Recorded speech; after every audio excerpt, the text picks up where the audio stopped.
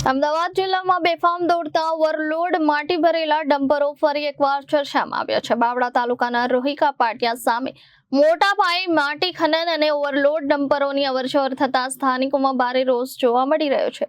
ગ્રામજનોનો આક્ષેપ છે કે સરલા ગ્રામ પંચાયતની જમીનમાં માટી ખનન થઈ રહ્યું છે અને જવાબદાર તંત્ર કોઈ કાર્યવાહી કરતું નથી।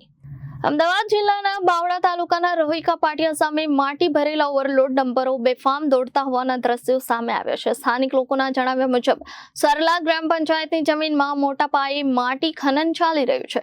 ગ્રામજનોનો આક્ષેપ છે કે પંચાયતના કેટલાક સભ્યોની સંડોવણી હોવા છતાં તંત્ર દ્વારા કોઈ કાર્યવાહી કરવામાં આવતી નથી।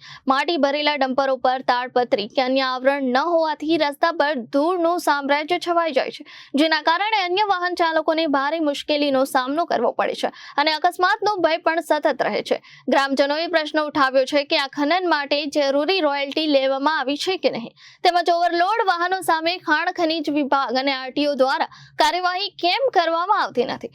લોકોનું કહેવું છે કે જો આવા ઓવરલોડ ડમ્પરોને કારણે જો કોઈ જાનહાનિ થાય તો તેની જવાબદારી કોણ લેશે। હાલ સ્થાનિકોએ ખનીજ માફિયા સામે કડક કાર્યવાહી કરવાની માંગ ઉઠાવી છે। હવે જોવાનું એ રહેશે કે સંબંધિત વિભાગો આ સમગ્ર મામલે તપાસ કરી કાયદેસરની કાર્યવાહી કરી છે કે નહીં। Reporter Makwana Mahendra, Janadesh news, Ahmedabad.